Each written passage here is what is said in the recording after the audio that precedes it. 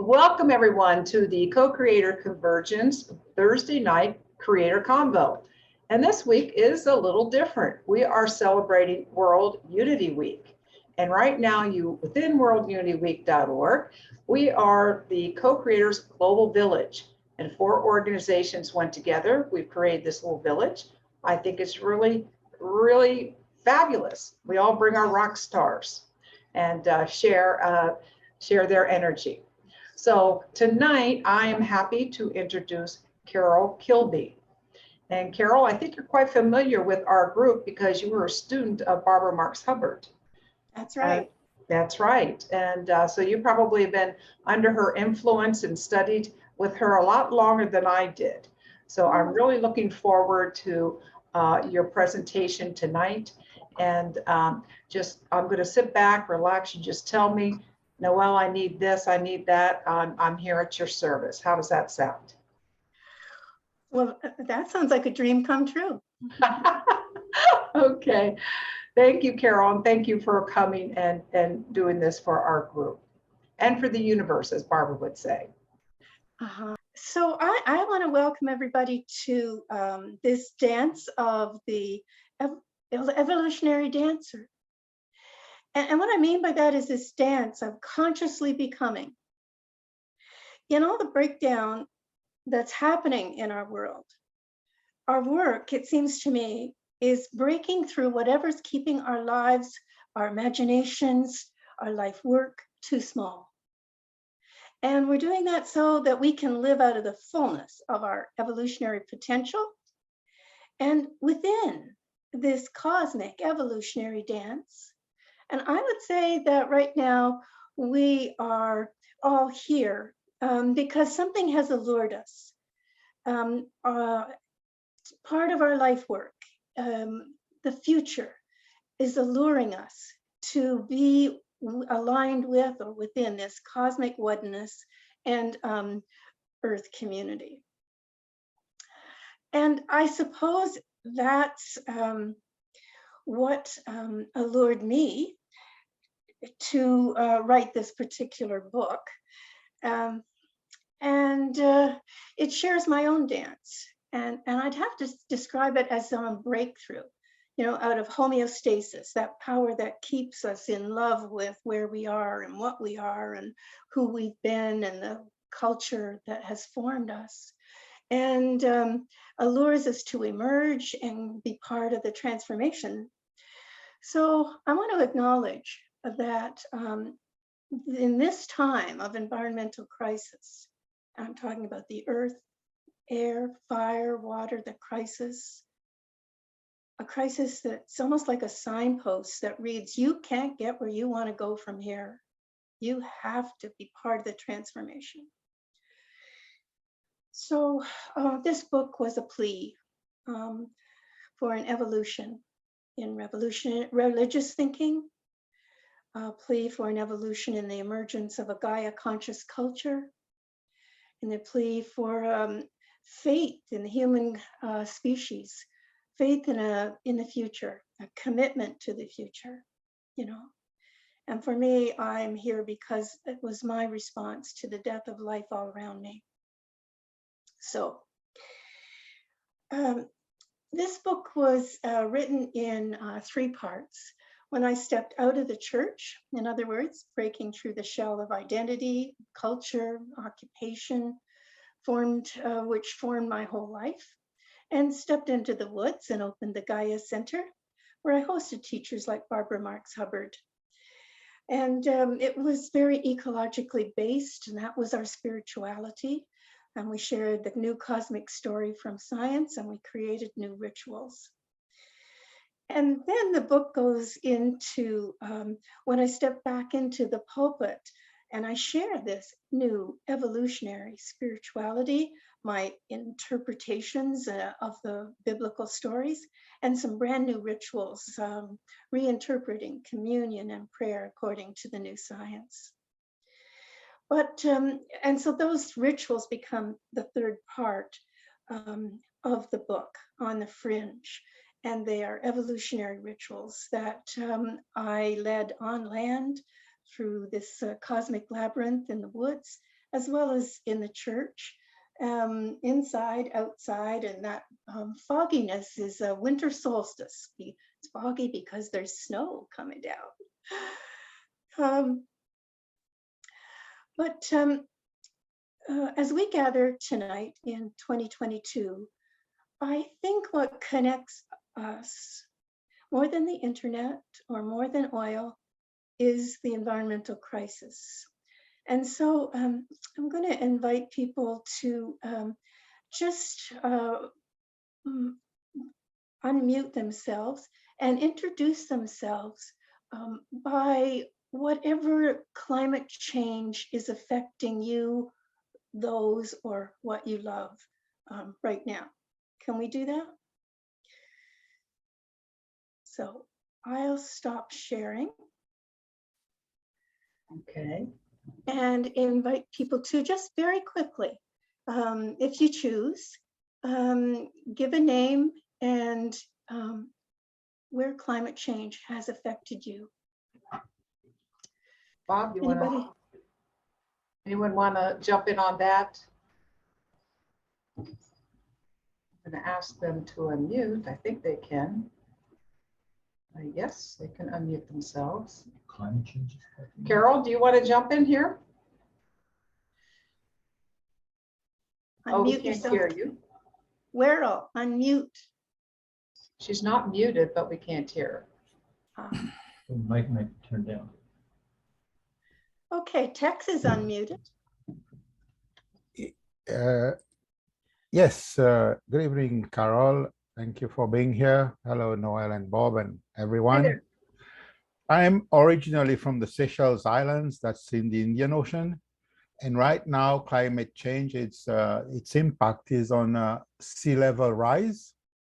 So erosion along the coastline, and also you could say acidification of the ocean and die off of corals. Wow. We honor that. We honor that pain that we feel when we hear something like that. Is there anyone else? You're unmuted. Oh, can you hear me? Yes. Yeah. Oh, it came up, it popped up with a little, oh, it says I can't start my video. I see. Okay. I would say climate change has affected Colorado because of the dryness, and we're having fires, repetitive fires. I've received so many pictures from friends in Colorado. The fires are incredibly threatening, and we honor and remember all those people and the animals, the trees, the life in all forms. Thank you. Bob, go ahead. I'm just off screen here with Noel. The excuse me. I've been affected by it in personal ways that I never imagined even a couple of years ago. We have dear friends in Houston and family in Houston, Texas area that have been directly affected by their 500-year floods that come every couple of years or every year. We have very dear friends at Sunrise Ranch in Loveland, Colorado, where we spent 7 summers. The wildfires that Kathy just mentioned have come right up to the edge of the fence of Sunrise Ranch. We have friends in California, on the Northwest coast, in New York City, and definitely a lot of friends and family in Florida, all of whom are affected by a variety of the impacts of climate change. Thank you. Thank you, Tom, for that across the state's review. And Tom put in the chat, climate change has brought me permission to honor inflammation. And I'll let him explain that. I've made everyone co-host, so you can turn your video off and on and mute yourself. Okay. Well, we can go ahead if no one else is would like to share. Yeah. Okay. Go ahead, Carol. I'm going to share my screen again. And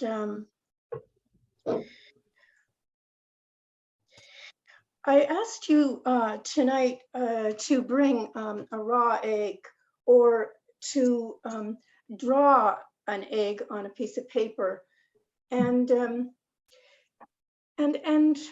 we hold this egg raw, aware of the fragility of life, aware of the also of the embryo, the possibility, this infinite potential, the future waiting to break through.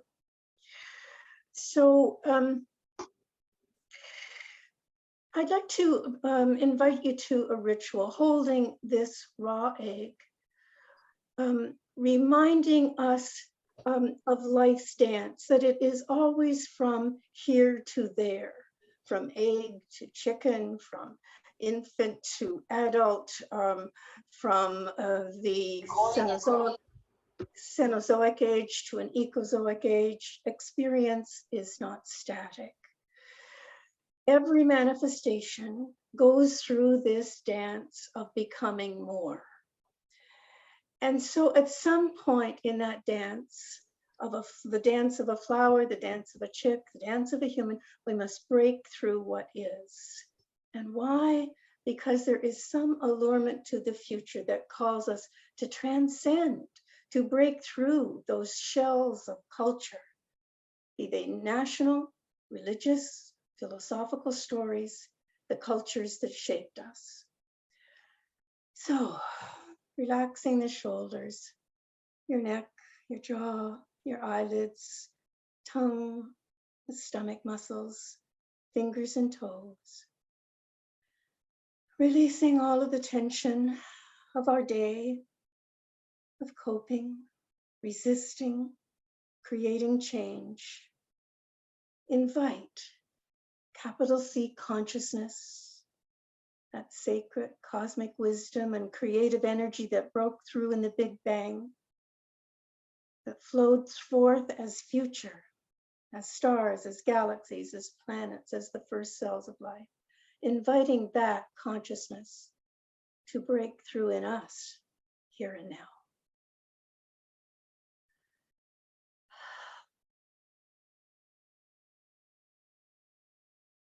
Just listening, opening to that evolutionary consciousness, dancing through time and space and all that is. And on your egg or on a picture of an egg, record whatever word or image is coming to you.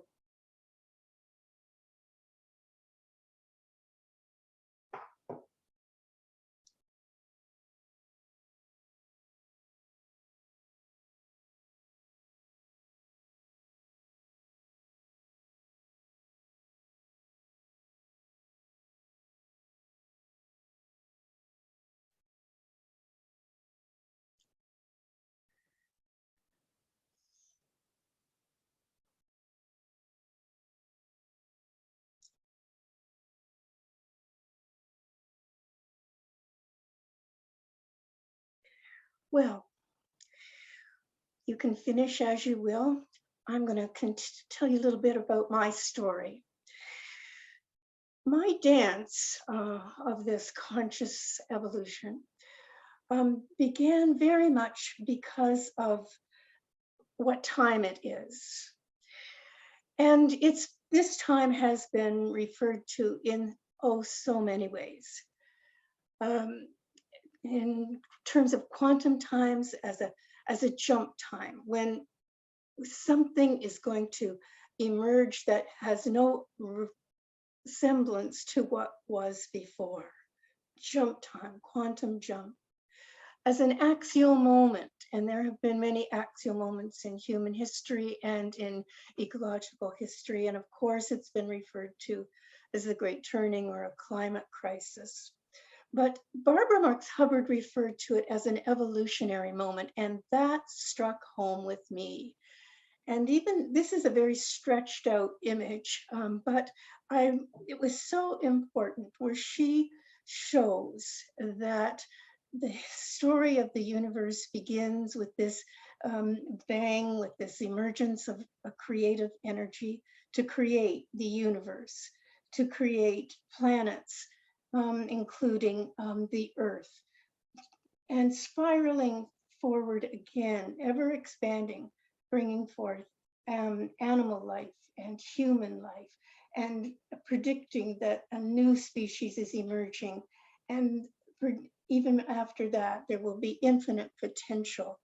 And she's saying that this is one of these evolutionary moments where there's going to be a quantum leap. So I'm going to invite you just to take a moment with your egg and say, what time is it for you? You might draw the spiral, you might use whatever name comes to you for the time that you feel we are dancing in right now.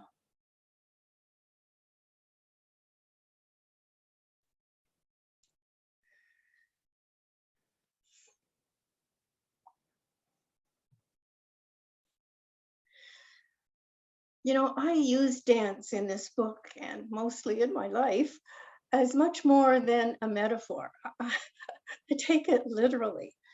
You know, before spoken language, there was dance, right?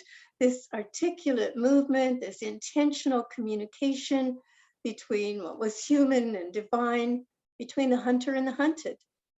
And indigenous dance, the relationship with earth, with sun, with moon, with rains, with wind. It's all dance. And so now with our new scientific wisdom, we understand existence itself in the subatomic world is like a dance, always moving to the rhythms of creation and destruction, of emergence and cataclysm. And so we think of an electron, not just an elementary particle, static, but a dancer in this great cosmic sequence of moves and patterns. Everything is vibrating and interconnected, inorganic, organic, it's all dancing energy. I write in the book about a mirror dance, those people who revealed to me how to move forward in my life. And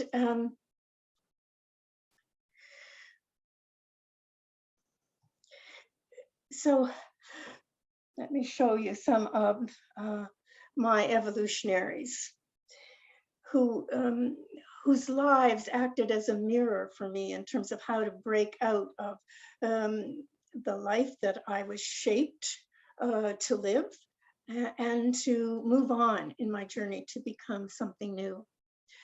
Certainly, Matt Fox was a mirror for me, showing me the four paths from nature that all life must dance through to be vital. And we dance the yes, affirming life, like a seed says, yes, I will break through this shell. The dance of creativity, where a seed says, germinates and grows out of that creative energy that's at the heart of all things to produce fruit. And then the dance of letting go, whether it's when a fruit is harvested or when the human dies, there's some legacy left. And we let go, we empty. And the purpose being to transform, to nurture the whole. So this whole life as a dance of becoming, we see it in the egg. Another person who was for me a mirror of where my life dance could move was this historical anthropologist, Thomas Berry, co-author of the 14 billion years story of the ever-emerging universe, reminding us all that we are stardust. And I'll never forget hearing this story of the breakdown of the primal stars into stardust, into those base minerals that become more stars, then planets, then cells of life, and the egg itself. I mean, the egg is called nature's multivitamin. It contains phosphorus, calcium, potassium, all the essential trace elements, including the copper, the iron, the magnesium, manganese, selenium, and zinc that we attribute to the scattering of the first supernovas into the universe, bringing more universe into being.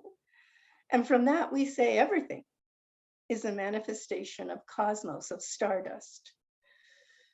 Now, this story broke down my walls of Christianity.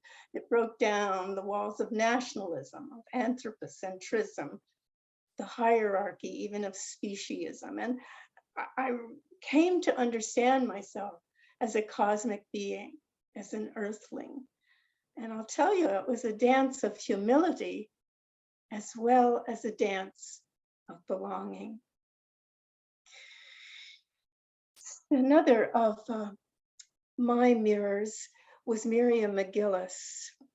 We know her today as a green nun, a new kind of religious, part of the Sisters of the Earth movement, teaching earth literacy as the way to sustainability, rather than a Christian doctrine of salvation.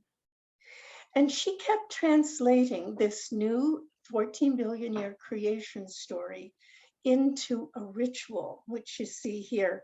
And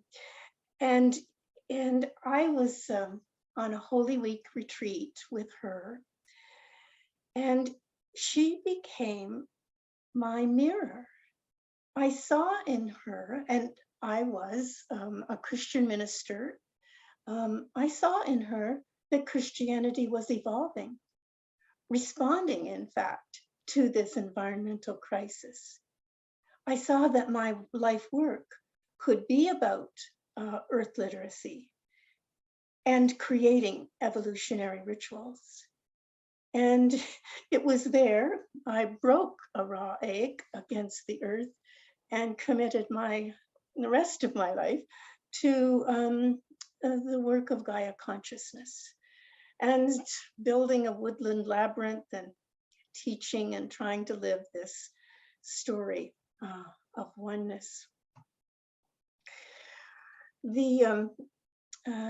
Another powerful mirror for me was Barbara Marx Hubbard.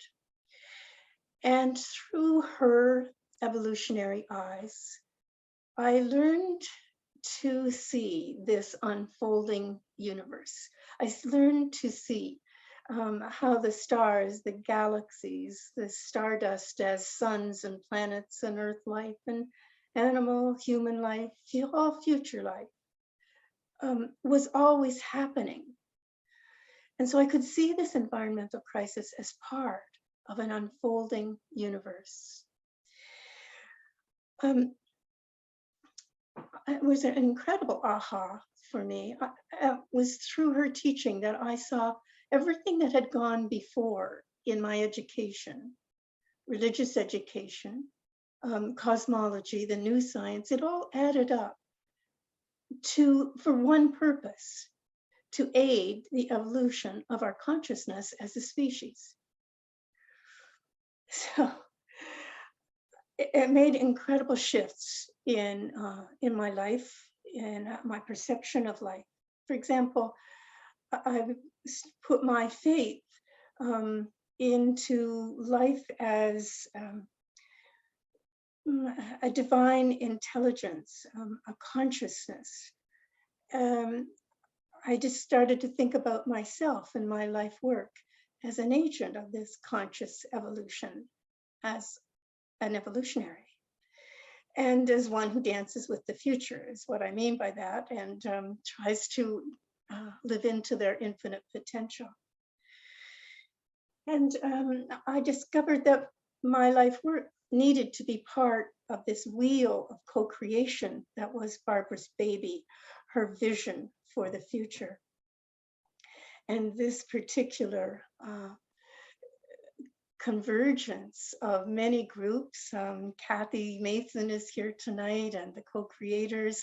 There's a group called RUA represented tonight, and the Deep Time Network is here represented in Tom tonight.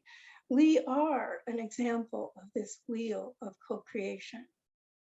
So I'd like to invite you to pause right now and ask, who is my evolutionary mirror? Who's showing me the steps for joining the dance? Or you might ask yourself, who am I being a mirror for? And add their name or your name to the egg.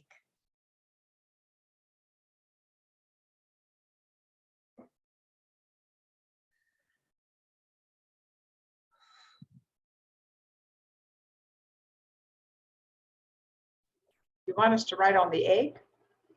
I want you to write on the egg. You say it so sweetly, I wasn't sure. Okay. I say it sweetly because the egg is so fragile. And so this is just such a wonderful exercise in being gentle with this image of life.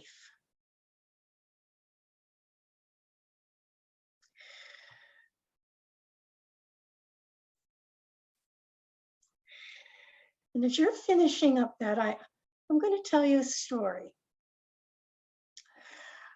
This story comes from a chapter called Epiphanies in my book.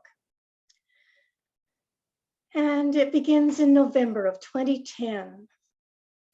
And it was the day after this major Gaia Centre conference where we'd hosted Brian Swimme. I was exhausted. We'd hosted a couple of hundred people in Toronto, and a friend of mine had said, "That's it, I'm taking you home." She settled me in her study to relax while she cooked me supper. Well, instinctively, my hand reached into her library and pulled out a book. Neither its subject nor its author were familiar to me. Conscious Evolution, Awakening the Power of Our Social Potential, Barbara's book. Well, by supper time, I was at chapter 5 and totally enchanted. And with each page, the reality of an ongoing evolution of human consciousness became clearer for the first time ever. By midnight, I'd scratched down a whole string of new thoughts that would frame my future. Reality's always evolving. This is an evolutionary moment. Humanity's evolving again. Some new humans already exist. Jesus, a prototype of what humanity can be. The next species, kinder, more inclusive, will care for the non-human world. They will not project their creative power on a distant deity, but claim divinity as their own. Wow. The entire book was this feast of epiphanies. And all these new ideas that I had discovered outside the Christian culture added up thanks to that book. Cooperating with and participating, in this evolution of consciousness, the future became meaningful and my present incredibly purposeful. And my work was sharing it with the church. So returning to do this work within the Christian culture, that was my way of cooperating with the ongoing evolution of consciousness and a response to the climate crisis. So there you go. That's 3 steps in my dance. The steps first to becoming a fuller self, the step to becoming an agent of conscious evolution for others. And I guess I would say, if you asked me, how do you do that? It's about paying attention to our allurements, to what excites us, to where there's energy, to the future. Allurement has been named as one of those cosmic powers that draw the universe forward. And you recognize it by whatever you love, by whatever you desire to bring forth in the world, by your impulse to work, to find meaning and purpose, to create an occupation that makes a difference for the future of the whole. So I wanted to celebrate Kathy Mason's work with the reinvention of work. It was one of the things that was incredibly important. It was a program that I offered as part of the Gaia Centre work. And the curriculum I offered was called Work Like You Don't Need the Money, Like Earth Needs You. So Kathy, this is her work, and you might want to learn more about that. One of the other steps in this dance of becoming is to allow the endings to be beginnings, because we really can't get there from here. And I'm talking about a future that's beyond planet abuse. And this understanding of endings as very, very different beginnings goes back to an understanding of change being the nature of nature. I remember Barbara saying that so often. We could also say emergence is the nature of the universe. So I invite you to pause again, pay attention. Is there an allurement? Is there something drawing you to what's next?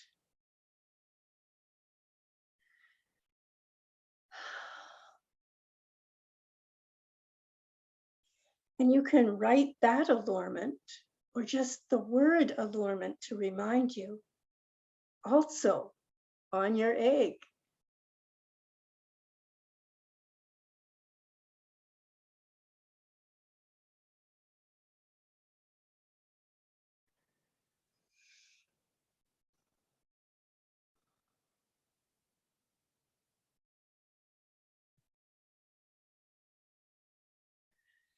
And if any of you want to write your allurements in the chat box, that would be exciting, inspiring for the rest of us.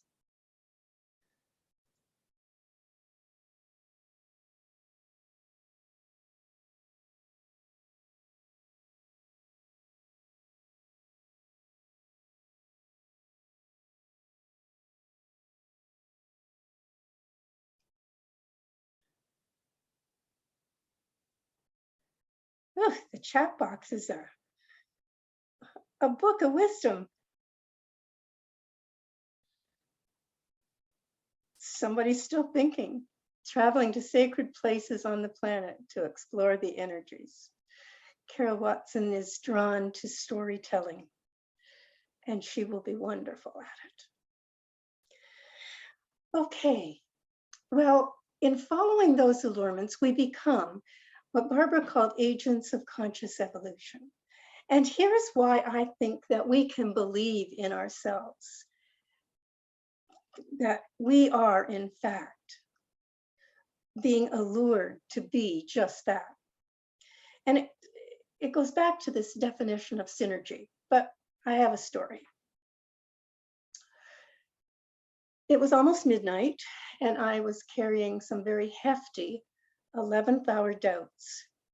How was it I had come to be at the door of a complete stranger to deliver Gaia Centre's prestigious teacher, Barbara Marx Hubbard? I was delivering Barbara to the yoga house, never been there before, the home of Celeste Shirley, a woman I'd never met. And then Celeste opened the door and enfolded us in this welcoming energy field. And any fears I'd had that this trinity of women wasn't the result of something more than chance evaporated like dew in the noonday sun. The evolutionary wisdom of our California guest is that chance is exactly what this self-transcending drive of the cosmos overcomes. So chance Not a chance. There could be no doubt we three women now stood together at the threshold of a new day and of a conference weekend because of the universal force of synergy. What seemingly brings separate parts to form a new whole greater than and unpredictable and in an unpredictable form from its sum of the parts. It's a power working in the universe, bringing seemingly separate parts to form a new whole system, greater than and unpredictable from the sum of its parts. Does that resonate with anything that you have had? But that's what was happening. But let me take you back several months to a meeting of my Gaia Centre board.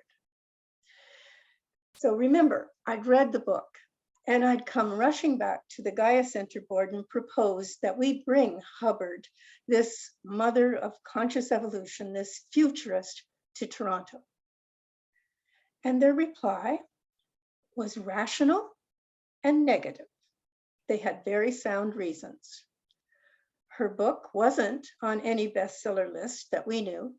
She was from California. She was an unknown in Ontario. And her subject wasn't really understood. Her travel, accommodation fees, on top of the hall rental, on top of food, on top of marketing, made the costs quite prohibitive for our little organization. On paper, nothing added up to this being a rational choice. But something in my heart of hearts wasn't really rational. Have you been there? I felt powerfully attracted to this topic, convinced even that this conscious evolution was the key to a sustainable future. And so I asked the board to vigil for the weekend and reflect further on the decision. And they agreed. And we informed Miss Hubbard's office that a decision was pending. We lit candles and the listening for a clear way forward began. Now, few would agree that this was a smart way to do business.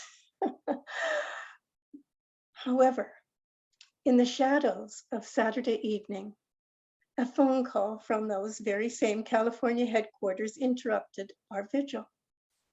An email had come from a Celeste Shirley at the Yoga House in Toronto, and an open invitation to be an overnight guest anytime at all. Well, it felt like a sign. The call told the board that there were, in fact, others in our area who did know of Barbara's work. We wouldn't have to be solely responsible for marketing or for the costs of accommodation. It felt like the universe had joined the conversation, was telling us to trust. And yes, the decision was revised. Well, the cosmic gifts didn't stop there. A board member's son-in-law donated space for the event in an award-winning sustainable building, no less. And others offered to circulate the marketing, and 150 registered. Now, how had it happened that we had gone from the impossible to the probable?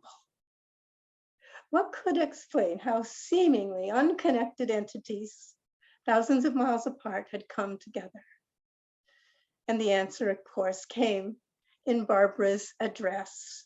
She said, there's an increase in synchronicity in these times of social and planetary breakdown.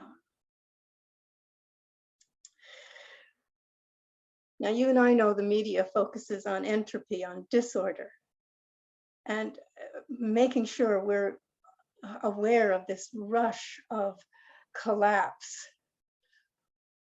But all of that is also driving a convergence of social innovators to restructure a new order. It doesn't mean that the innovators, and I'm talking to you and I on this call, don't have to do a lot of letting go of our ego, rejecting the patterns of competition. Barbara challenged us to join genius to genius. So this is part of evolution. I love saying that, we are becoming a new kind of human. We can call ourselves co-creators. And as a result, I find greater stability. I find enhanced creativity. And I trust in this synergy, this recurring pattern in the evolutionary process.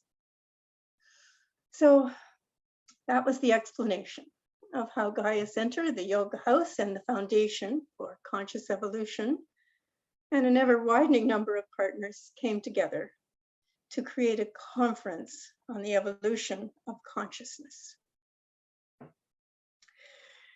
Brian Swimme talks about synergy as a cosmic power.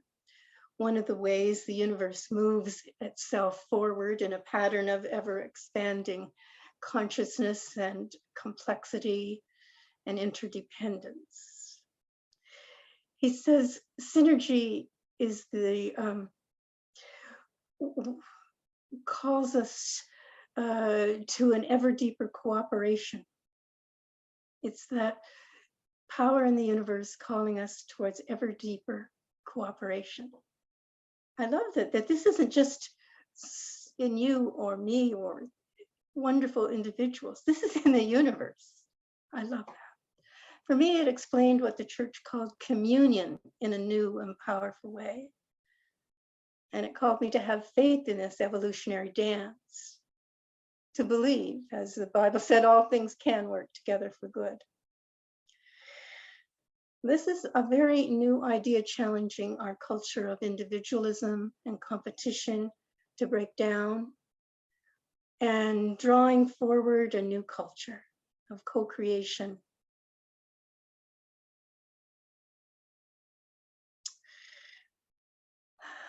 As we pause for a minute, I invite you to remember experienced coincidences, or where are you challenged to break through individualism, challenged to allow that co-creative consciousness to move in and through you, to use you for a sustainable global community.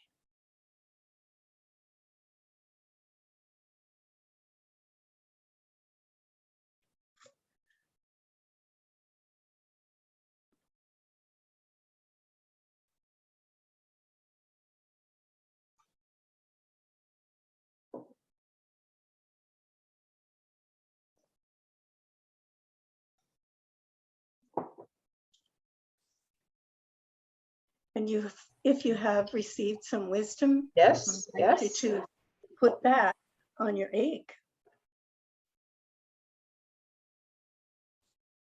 All right, Carol, Yes. Noel here. I'd like to add myself here just a moment. So we just had a synchronicity. Like 2 Okay. minutes ago. Okay, so tomorrow morning, we're supposed to be hosting the co-founder of the Poor People's Campaign, Dr. Liz Theo Harris, In the plenary session. in a plenary session. So she accepted right away. And then we gave them details and we heard nothing else from them. So that was Tuesday. So now it's Thursday, it's tomorrow morning. We're going like, we don't know whether, we don't know whether she knows what the Zoom number is. I haven't acknowledged that or whatever, blah, blah, blah. So we had told her, be there at 8:45 a.m. So 3 minutes ago, 8:45 p.m. tonight, 12 hours before she's supposed to appear, we get this message saying, oh, Dr. Liz is ready to meet you tomorrow morning. 8:45. 8:45. Have a wonderful evening. While you're talking about Barbara and synchronicity. Synchronicity. Oh, yeah. Right. Yeah. Well, We'll sleep better tonight knowing our guest is going to show up. I And bet. Barbara has her Yeah. back. Yeah. Oh, there's so many synchronicities, but I don't want 10 to years of it. I'll let you continue. No, and thank you so much for sharing that, because who's not going to applaud and say, well, that's inspiring. You know, it inspires us all to trust, to do the weird and wonderful, unimaginable things that in fact are probable. Okay. Well, and what this adds up to is the universe becoming more conscious in us. This is something that we're hearing from the evolutionaries that are teaching us today, to live with a deep time consciousness. And we can believe that the universe is becoming more consciousness in us, because today we are aware that we are embedded in a matrix of allurements where there is synergy happening, creating deeper cooperation, where with every breakdown, with every cataclysmic event, emergence is waiting to break through and bring something new into being. So this World Unity Week is such an opportunity to look at all that's breaking down and ask, what is breaking through in me? What is my life work? Barbara envisioned humanity to be on this threshold of a quantum leap, and that made sense to me. It didn't at first. I had never thought of being on a set of steps, you know. But if we could integrate the emerging, the scientific, the social, and the spiritual capacities, we could become a new kind of humanity, equal to our vast new powers and potential to comprehend, to communicate, and to co-create a future beyond planet abuse. I mean, this touched my heart. This called forth every ounce of my being. So this has been a story about a step in my own dance of becoming what feels a more interconnected being. But I have another story to maybe illustrate the breadth of what it means to be an interconnected being.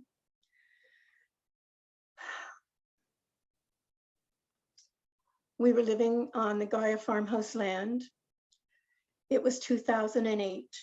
We'd moved there in 2005. And a tornado ripped through this 10-kilometer wide swath of land that I had come to call home. Broken white pines, they blocked the lanes and the roadways.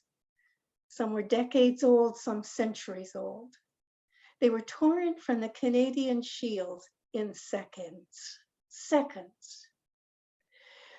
The locals, the cottagers, the reporters, they rushed, cameras in hand, to view the disaster, to document this powerful face of nature. But in the conversations, on the news, in the headlines, everywhere folks expressed gratitude that no human life was lost. And to make the best of the ensuing power outage, neighbors held freezer parties. Well, the convivial exuberance absolutely, totally escaped me. I was grief-stricken. So when the hydro workers arrived to clear more trees on our land, so to restore the power lines or to prevent any power outages in the future, let's say I forbid them to cut one more branch on our property. My husband, Paul, feared I was having a breakdown, but it wasn't a breakdown. And I see that now. It was a breakthrough, because those pines to me had become the beloved elders of the land, the memory keepers, a sturdy windbreak that lined the lanes, certainly, but also harbingers of home.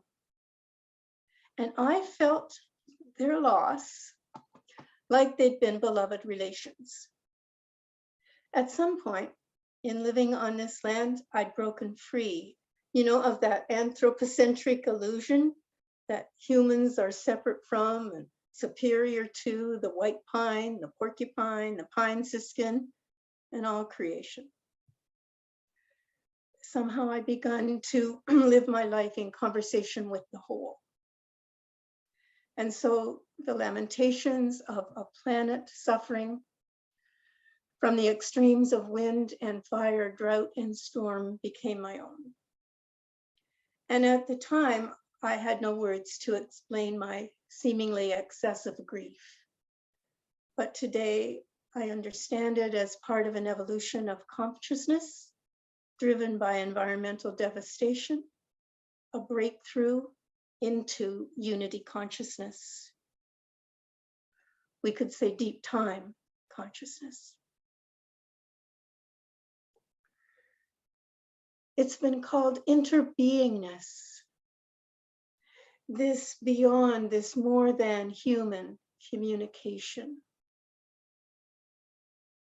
So I invite you to ask yourselves when and with what part of the non-human world have you or do you communicate? And what's the message? And in a word or two, put that message on your egg.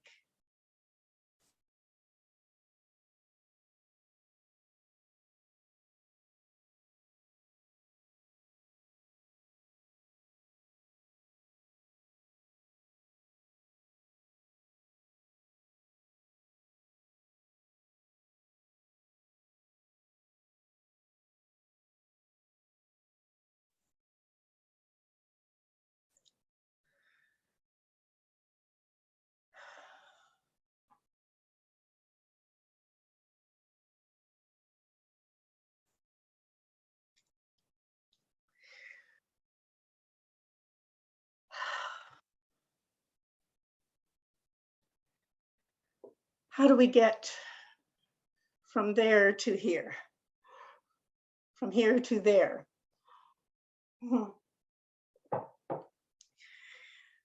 I want to talk just a little bit about the last part of my book and the next book, the importance of rituals.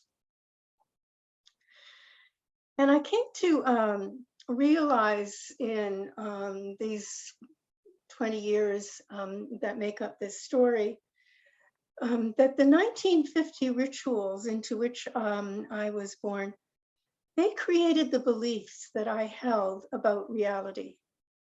And that reality was there was a heaven and an earth, there was good and evil, there was rich and poor. And then there was fair day, and there were ribbons for the best calves and jams and hams. And at church, we said, thank you, God, for the harvest.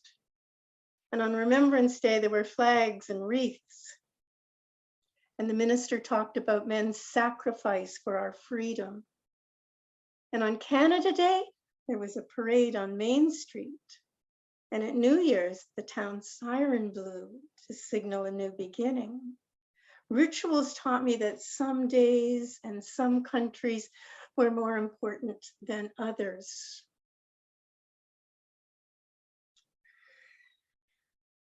It was only in the 1970s when I moved from my hometown to the city of Toronto, a very urban metropolitan, actually, and multicultural city, did I realize what had been left out of this reality. And I first started to hear about the environmental crisis.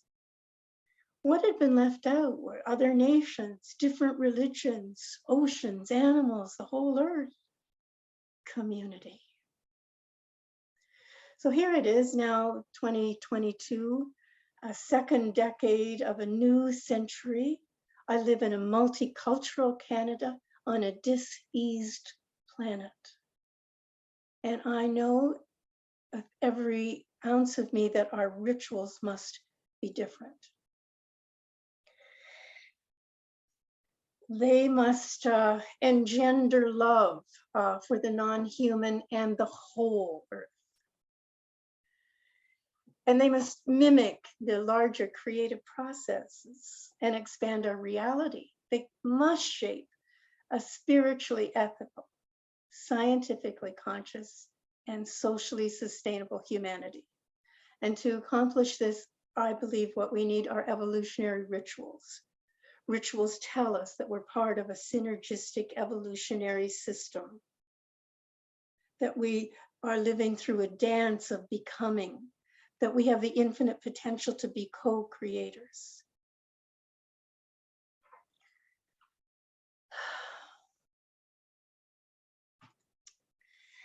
So these are just some images of things that we have created, rituals to try and incorporate this awareness of the earth systems, the spiraling emergence as being a system that we're part of, and to bring that even home as we decorate celebratory tables.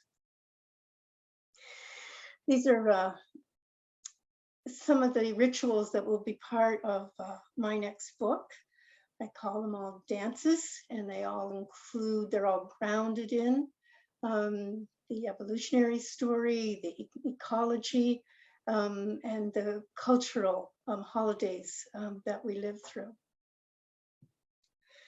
And I'm going to invite you to join me in one now.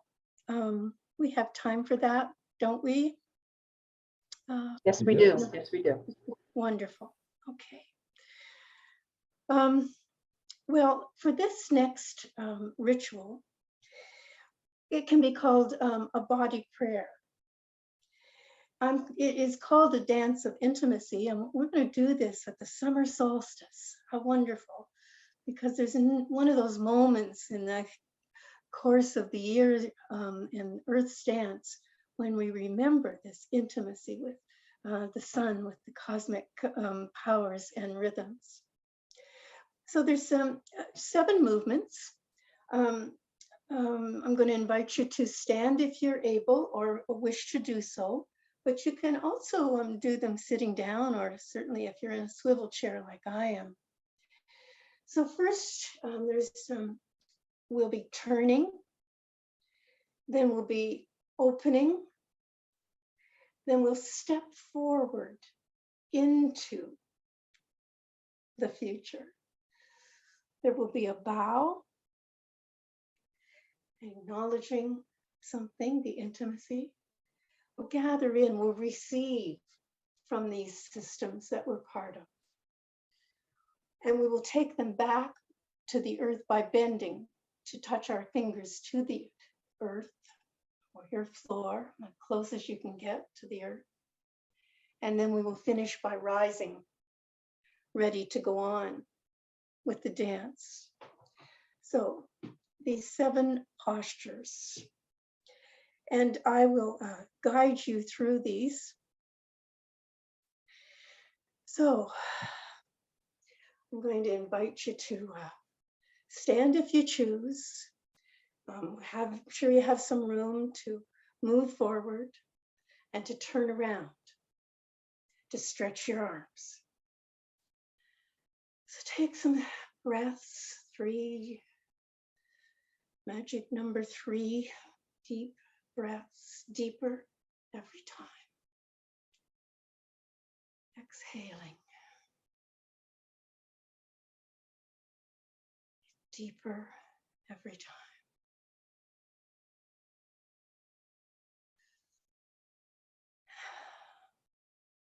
I invite you to turn to the east. Your arms opening like tulip petals to the sun's rays. Move forward into a 4.5 billion-year-old love story between Earth and its sun, which gives 4 million tons of itself to its solar family every day. And bow, acknowledging that this sun is 330,000 times the size of our Earth.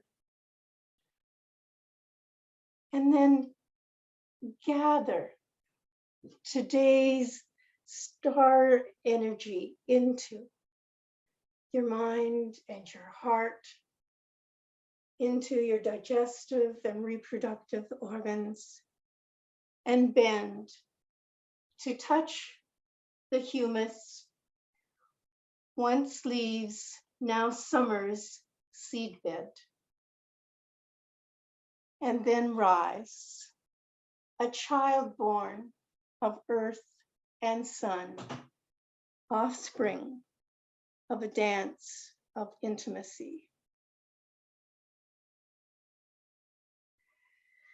And now turning to the south, arms reaching out like rivers to the ocean. And step forward into Earth's 4 billion year love affair with H2O. Created as heat rose from the young planet and mingled with the cold air of space, brought forth the first rains that pooled as oceans. And bow, acknowledging those oceans as the womb of primal life. Gather in the moisture, the raindrops from the 13 billion cubic meters of them that fall each year. And bend to touch your hands to a planet living because more than 3/4 of its surface is water. And rise, knowing you are 70% water. Grateful for the dance of intimacy.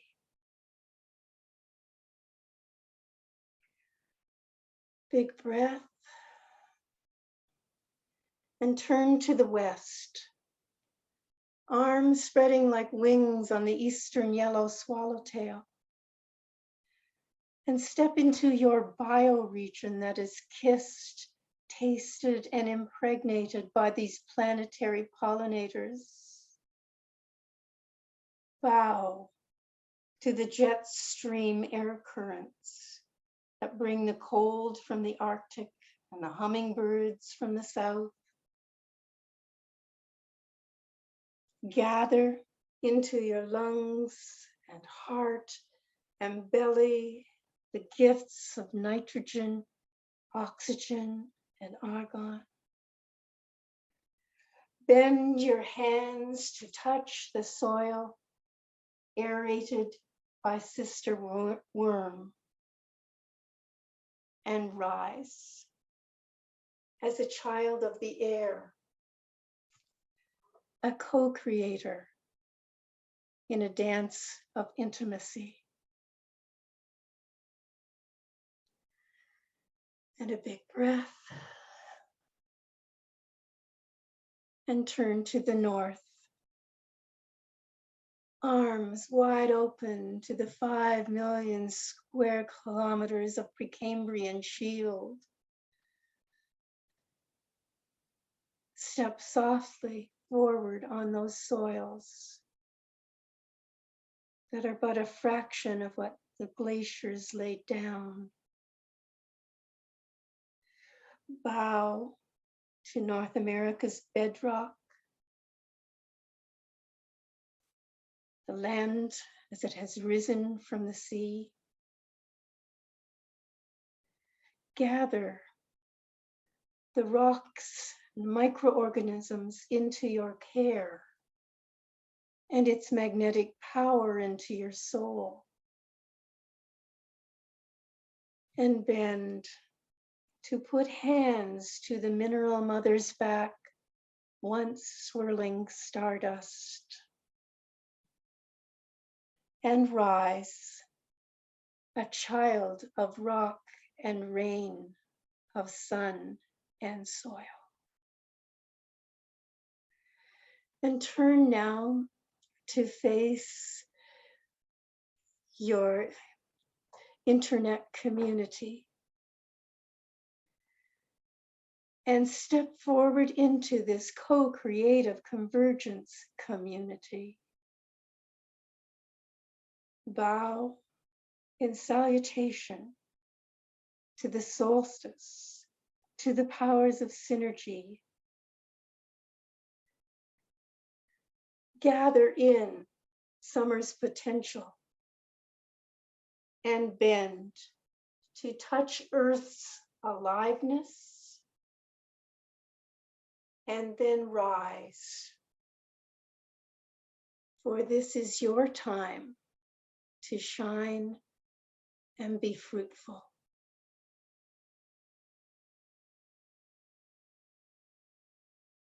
And a big breath.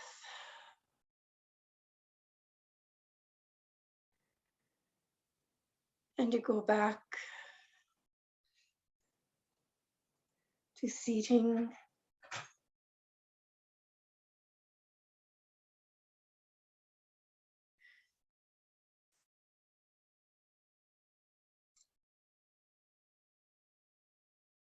I'm going to stop sharing and invite some conversation about breakthroughs, yours and the world's, or allurements, calls from the future, the conscious evolution that's happening now.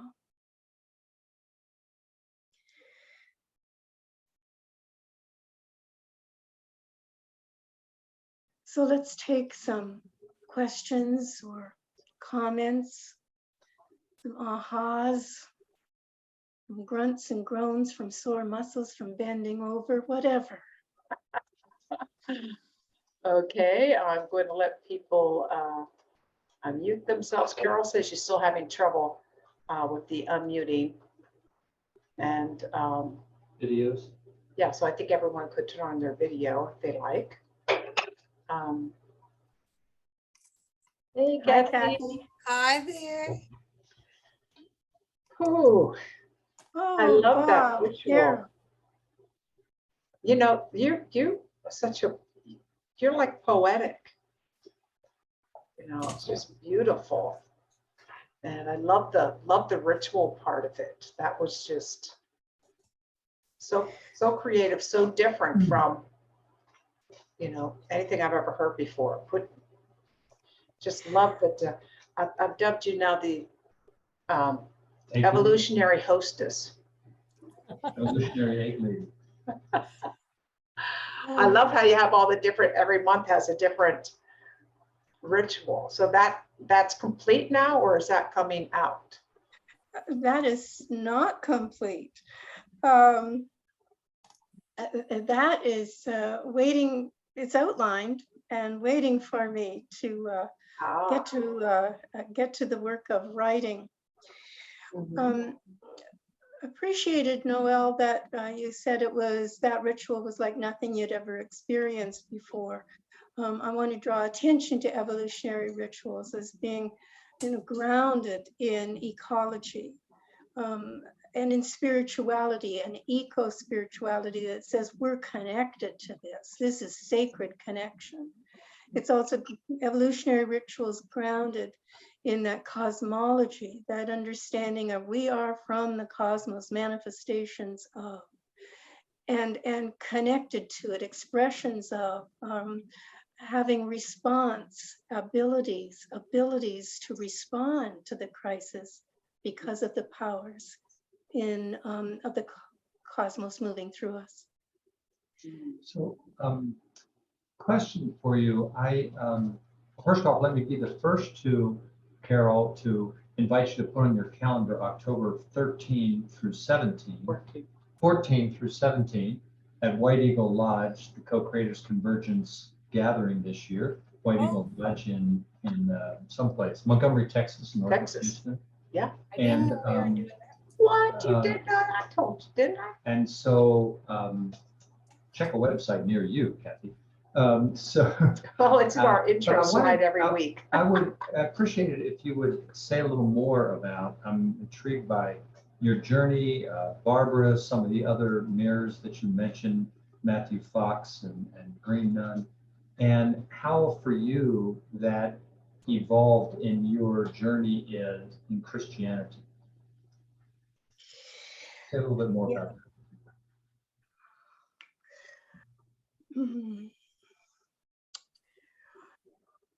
Well, it's so interesting that many of my mirrors, Matthew Fox, Thomas Berry, Miriam McGillis, and Barbara, they had plumbed the depths of Christianity, lived out of a Christianity, but beyond the institutional doctrines and its That's a kind current way of saying it.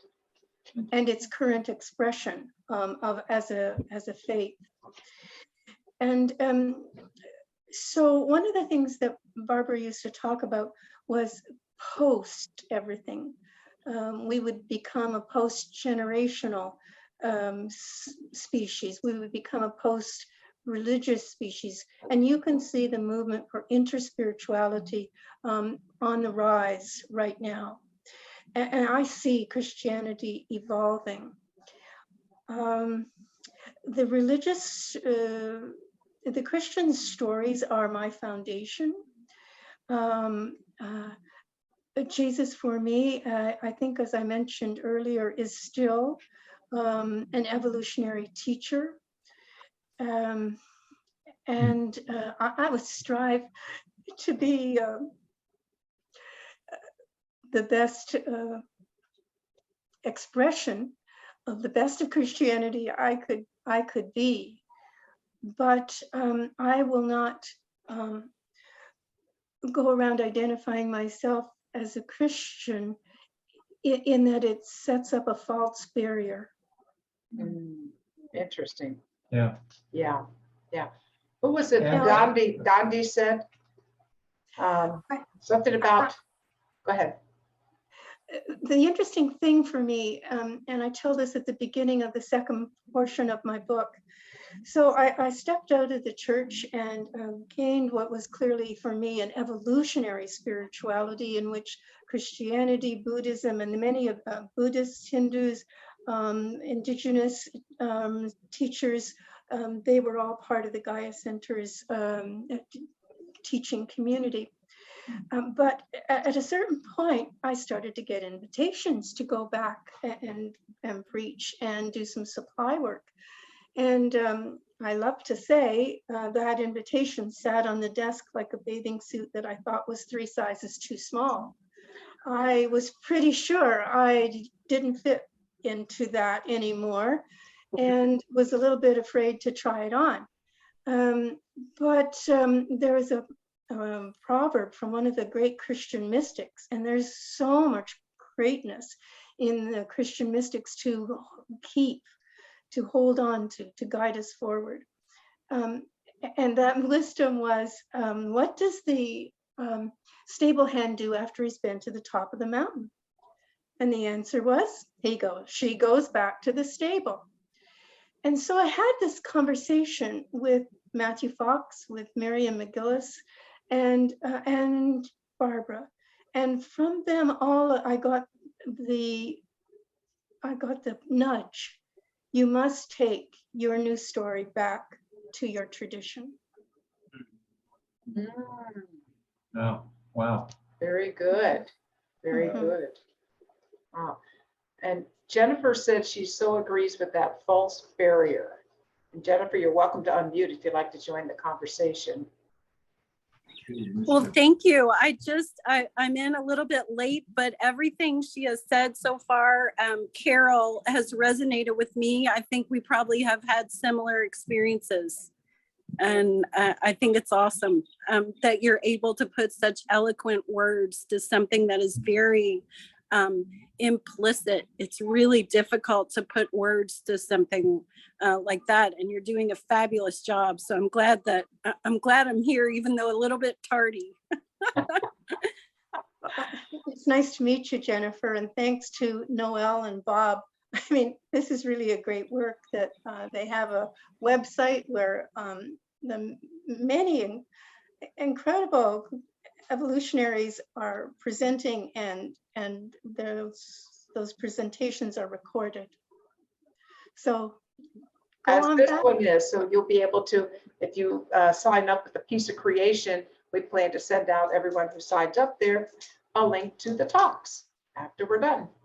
So it's. We can't say it'll be next week, but when they're done. Right. I really appreciate that phrase, a false barrier. And to me also, the label Christian, whatever, the label of it feels like it has limitations. It has boundaries to it. Christian, Muslim, this, whatever. And so this idea of taking the new story back to that, we've spent more time since we've been planted here in Northeast Tennessee with the United Religions Initiative, and we had a trip to the Holy Land with a lot of people from United Religions Initiative and many other different faith systems, beliefs systems, etc. And so taking the news story back to your religion of origin or whatnot seems such a wonderful gift to expand, to give the opportunity for others to expand into a new story at their own time. Mm-hmm.